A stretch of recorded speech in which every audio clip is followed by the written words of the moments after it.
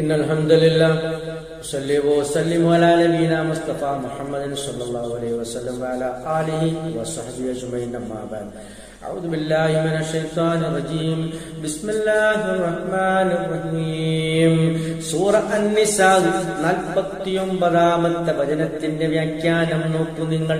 യഹൂദരുമായി ബന്ധപ്പെട്ട് അവതരിച്ച ആയത്താണ്. അലം തറ, നബിയെ താങ്കൾ നോക്കുന്നില്ലേ അല്ലെങ്കിൽ കാണുന്നില്ലേ?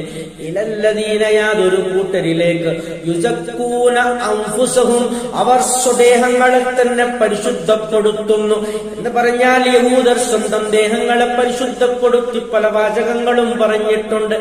നഹ്നു അബ്നാഉല്ലാഹ്, ഞങ്ങൾ അല്ലാഹുവിന്റെ മക്കളാകുന്നു, വഹിബ്ബാഹു, ആ അല്ലാഹുവിന് പ്രിയങ്കരമായവരുമാകുന്നു എന്നവർ തട്ടിവിടാറുണ്ട്. നോക്കൂ നിങ്ങൾ, അത് മാത്രമല്ല ഞങ്ങൾ മാത്രമേ സ്വർഗത്തിൽ പ്രവേശിക്കുകയുള്ളൂ എന്നൊക്കെ അവർ ജനിച്ചുകൊണ്ടിരിക്കാറുണ്ട്. അങ്ങനെ സ്വന്തം ദേഹത്തെ പരിശുദ്ധപ്പെടുത്തുന്നതിനെ കുറിച്ചാണ് അല്ലാഹ് ഈ ആയത്തിൽ പറയുന്നത്. അങ്ങനെ സ്വന്തം ദേഹങ്ങളെ പരിശുദ്ധപ്പെടുത്തി പൊക്കിപ്പറഞ്ഞതുകൊണ്ട് മാത്രം കാര്യമില്ല. അള്ളാഹുവിന്റെ യഥാർത്ഥ വചനങ്ങളെ അതംഗീകരിക്കുകയും സന്മാർഗത്തിലേക്ക് കടന്നു വന്നുകൊണ്ട് വിജയം പ്രാപിക്കുകയുമായിരുന്നു യൂദർ ചെയ്യേണ്ടിയിരുന്നത്.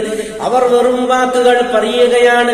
കടുത്ത അസൂയയിലും അതിക്രമത്തിലും അതുപോലെയുള്ള തെറ്റുകുറ്റങ്ങളിലും മുഴുകിക്കൊണ്ട് സന്മാർഗത്തിൽ പ്രവേശിക്കാതെ, അള്ളാഹുവിന്റെ റസൂൽ സല്ലല്ലാഹു അലൈഹി വസല്ലം അംഗീകരിക്കാതെ, വിശുദ്ധ ഖുർആനിനെ അംഗീകരിക്കാതെ ചില വെറും വാക്കുകൾ മാത്രം പറയുകയാണ്. അവരുടെ കയ്യിലുള്ള മുൻവേദങ്ങളുടെ അടിസ്ഥാനത്തിൽ അവർ പലതും ജൽപ്പിച്ചുകൊണ്ടിരിക്കുകയാണെന്നല്ലാതെ ഒരിക്കലും അതിലൊന്നും യാഥാർത്ഥ്യമില്ല എന്നാണ് അല്ലാഹു പഠിപ്പിക്കുന്നത്. ബലില്ലാഹു, പക്ഷേ അല്ലാഹു സുബ്ഹാനഹു വ തആല യുസക്കി മൻ യശാ, അവൻ ഉദ്ദേശിക്കുന്നവരെ അവൻ പരിശുദ്ധപ്പെടുത്തുന്നു, ശുദ്ധീകരിക്കുന്നു എന്നാണ് അല്ലാഹു പറയുന്നത്.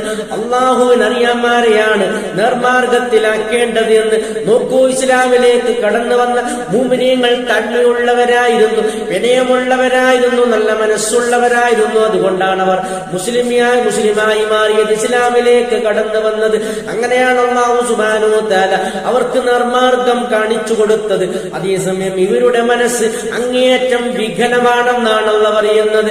വലാ യുദ്ലമൂന ഫതീല, ഒരു തരിമ്പിട പോലും അക്രമം അല്ലാഹു പ്രവർത്തിക്കുകയില്ല. കൃത്യമായ പ്രതിഫലം എല്ലാവർക്കും ലഭിക്കും. ഫതീൽ എന്ന് പറഞ്ഞാൽ ഇന്തപ്പന കുരുവിന്റെ നടുക്കുള്ള ആ ചാലിൽ കാണുന്ന ഒരു നാരു പോലെയുള്ളതിനാണ് പറയുക. അത്രയും നിസ്സാരമായ രൂപത്തിലും നോക്കൂ, ആ ഫതീലിന്റെ രൂപത്തിൽ പോലും അക്രമം പ്രവർത്തിക്കപ്പെടുകയില്ല. ആഖിർ ദഅവാന അൽഹംദുലില്ലാഹി റബ്ബിൽ ആലമീൻ.